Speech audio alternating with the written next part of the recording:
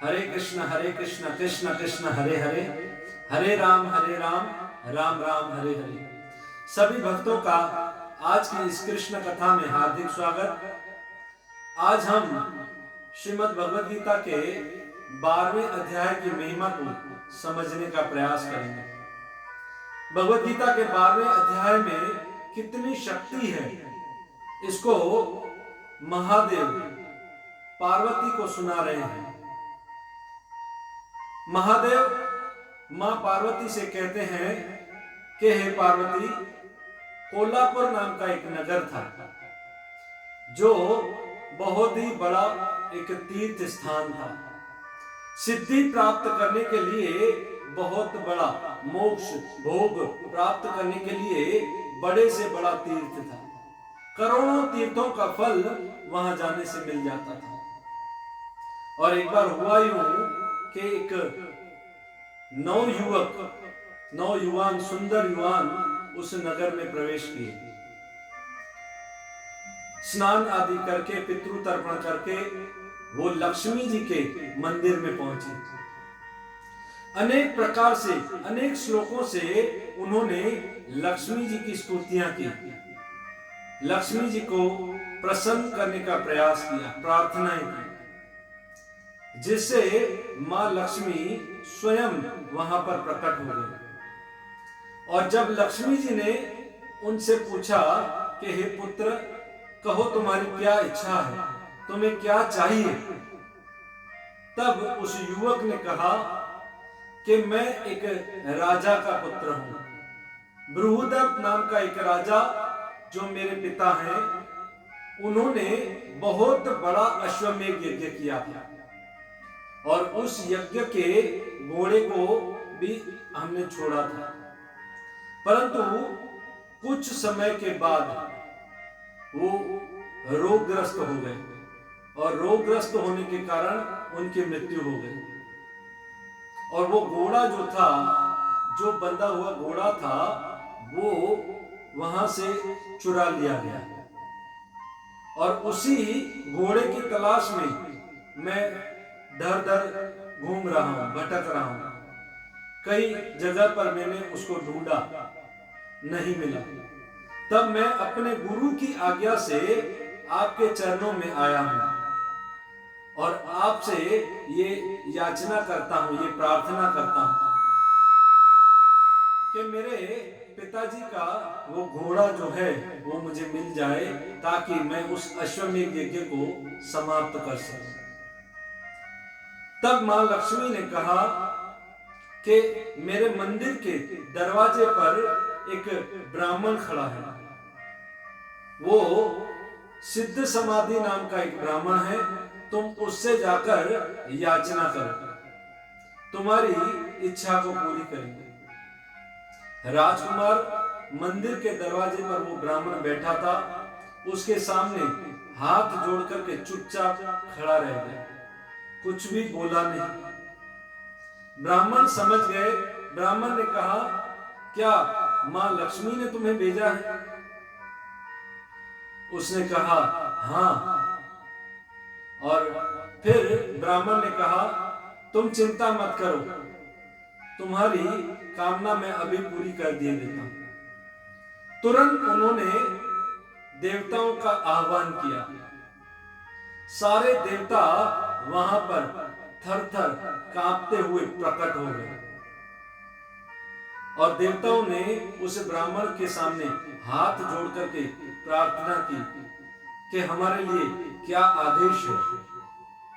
तब इस ब्राह्मण ने कहा कि इस बृहदत्त नाम का जो राजा था, उसका अश्वमेध यज्ञ का घोड़ा इंद्र ने चुराया है और आप अभी के अभी जाओ और इंद्र से वो घोड़ा लेकर के इस नवयुवक को वापस दे दो। देवता तुरंत गए और इंद्र के पास से वो घोड़ा लेकर के इस नवयुवक को वापस दे दिया। अब ये देखकर के राजकुमार आश्चर्यचकित था कि ये ब्राह्मण इतना शक्तिशाली कि सारे देवता भी इससे कांपते हैं, थर थर कांपते हैं और डरते हुए वो उनके आदेश का पालन करते हैं। तब वो राजकुमार उस ब्राह्मण के चरणों में गिर गया और प्रार्थना करने लगा कि मेरे पिताजी बृहदत्त जो इस अश्वमेध यज्ञ को कर रहे थे, उनकी मृत्यु हो गई है और मैंने अभी तक उनका शरीर तपाए हुए तेल में रख करके निकाला और सुखा करके रखा है। अगर आप में इतनी शक्ति है तो मैं आपसे प्रार्थना करता हूं कि आप मेरे पिताजी को पुनः जीवित कर दीजिए। ब्राह्मण ने कहा, कहां है तुम्हारा पिता? चलो मैं अभी चलता हूं। और राजधानी में जैसे ही पहुंचे तो ब्राह्मण ने कुछ मंत्रों को पढ़ा, उसमें हाथ में जल लिया और मंत्र पढ़ने लगे। मंत्र पढ़ करके वो जल उस मरे हुए बृहदत्त राजा के मस्तिष्क पर रखा और तुरंत वो बृहदत्त राजा उठकर खड़ा हुआ। वो आश्चर्यचकित था और सबको देख रहा था। उस समय राजकुमार ने अपने पिताजी को उस ब्राह्मण का परिचय दिया और सारी बात सुनाई। तब उस राजा ने, बृहदत्त ने उस ब्राह्मण से पूछा, हे ब्राह्मण, आपके अंदर ऐसी कौन सी शक्ति है जिससे आपने मुझे मरे हुए व्यक्ति को जीवित कर दिया? आप ऐसे कौन से मंत्र बोलते हो? आप मुझे बताओ, कृपा करके बताओ। तब उस ब्राह्मण ने कहा कि मैं रोज नित्य उत्साह से भगवत गीता के 12वें अध्याय का पाठ करता हूं। आलस के बिना रोज भगवत गीता के 12वें अध्याय का पाठ करता हूं और उसी की ये शक्ति है। देखिए भक्तों, भगवत गीता के 12वें अध्याय का जो पाठ रोज व्यक्ति करता है वो मरे हुए व्यक्ति को भी जीवित कर सकता है। इतनी शक्ति उसके हाथ में आ जाती है। देवी देवता उससे डरते हैं, कांपते हैं। हमको देवी देवताओं को डराना नहीं है, पर हमें कृष्ण का प्रेम प्राप्त करना है। तो जो व्यक्ति भगवत गीता के 12वें अध्याय को पढ़ता है उसके हाथ में इतनी शक्ति आ जाती है, वो किसी को भी कोई भी आशीर्वाद दे सकता है। मरे हुए के सर पर हाथ रख दे तो उसको जीवित कर सकता है। इसलिए रोज भगवत गीता के 12वें अध्याय का पाठ करना चाहिए। उसी समय वो राजा जो था अपने ब्राह्मणों को बुलाया और उस ब्राह्मण के मुख से भगवत गीता के 12वें अध्याय का पाठ सुनने लगा। ये शिव जी पार्वती से कह रहे हैं कि पार्वती, इस प्रकार वो राजा भी 12वें अध्याय का पाठ सुन करके मुक्त हो गया। इस प्रकार पार्वती, कई लोग ऐसे हैं जो भगवत गीता के 12वें अध्याय को रोज पढ़ते हैं और इस संसार से मुक्त होकर के भगवान के चरणों को, भगवान के धाम को प्राप्त हुए हैं।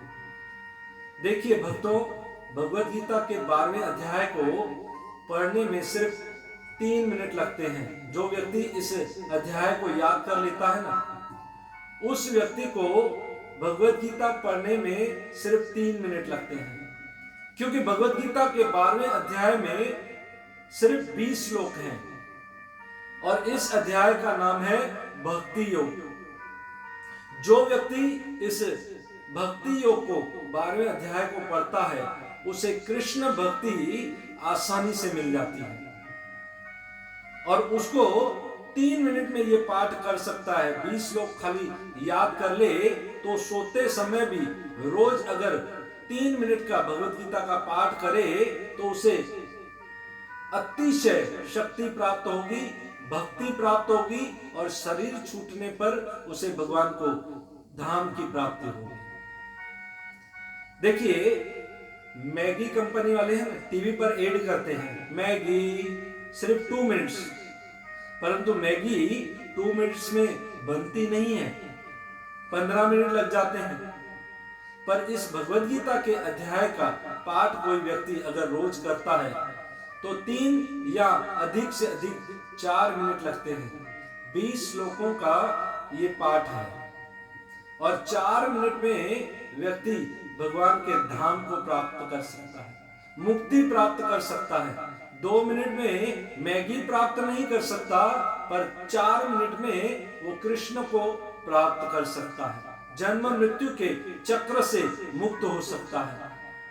ये 12वां अध्याय इस प्रकार है। अर्जुन उवाच एवं सतत युक्ता ये भक्तास्त्वां पर्युपासते ये चापि अक्षर अव्यक्ता तेषां के योग वित्मा। श्री भगवान उवाच मयि आवेश्य मनो ये मां नित्य युक्त उपासते श्रद्धया परया उपेता ते मे युक्त तमो मत। ये तु अक्षर निर्देशम अव्यक्ता पर्युपासते सर्वत्र गम चिंतन्य च कूटस्थल चलम ध्रुवम स नियमित इंद्रिय ग्राम सर्वत्र संबुद्धया ते प्राप्नुवन्ति मामेव सर्वभूत हिते रता। क्लेशोऽधिकारस्तेषाम् अव्यक्तासक्ता चेतसाम् अव्यक्ता हि गति दुःखम् देहवद्भिर्व्यापति।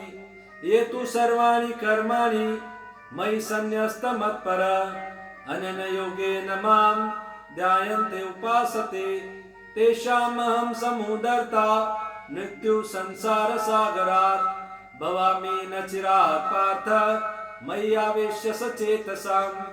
मयि च एव मन आदत्स्व मयि बुद्धि निवेशसि मयि च एव अत उदर्व न संचय अथ चित्त समादातु न शक्नोषि मयि स्तरम् अभ्यास योगेन माम् इच्छातु धनंजय।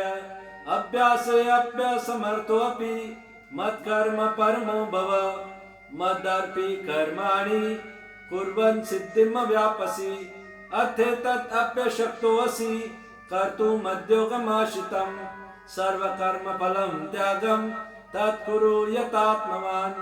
श्रेयो हि ज्ञान अभ्यासात् ज्ञानात् ध्यानात् विशेषात् ध्यानात् सर्वकर्म फलं त्यागात् शांति अंतरम्।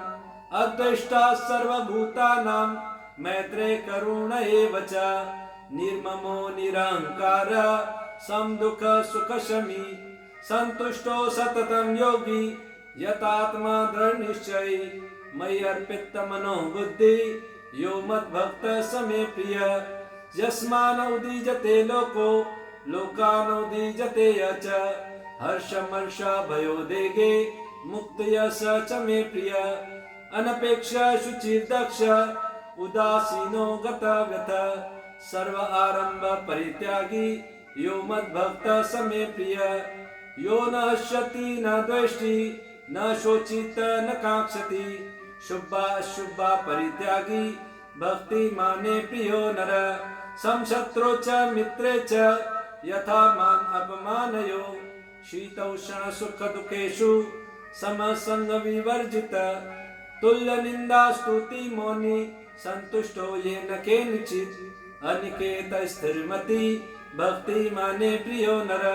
ये तु धर्मामृतम् इदं यथा उक्त पर्युपासते श्रद्धा मत्परमा भक्तास्तेवति मे प्रिया। श्रीमद् भगवद गीता की जय। 12वें अध्याय की जय। भक्ति योग की जय। श्रील प्रभुपाद की जय। निताई गौर प्रेमानंदे हरि हरि बोल। इस प्रकार 12वें अध्याय को कोई व्यक्ति याद कर लेता है और इसका रोज अध्ययन करता है तो निश्चित रूप से इस भव सागर से आसानी से तर जाता है। तेषाम अहम समुदरता मृत्यु संसार सागरात भवामि न चिरात् पार्थ मयि आवेश्य सचेतसा। ये भगवद गीता के 12वें अध्याय का 6ठा श्लोक है। तेषाम अहम समुदरता मृत्यु संसार सागरात, उसको मैं इस भव सागर से निकालने वाला हूं। जो तेषाम अहम समुदरता मृत्यु संसार सागरा भवामी न चिरात पार्थ मई आवेश्य चेतसा, जो अपनी चेतना को मुझ में लगाता है। इसलिए भगवान की शरण में जाना है और 12वें अध्याय का पाठ करना है।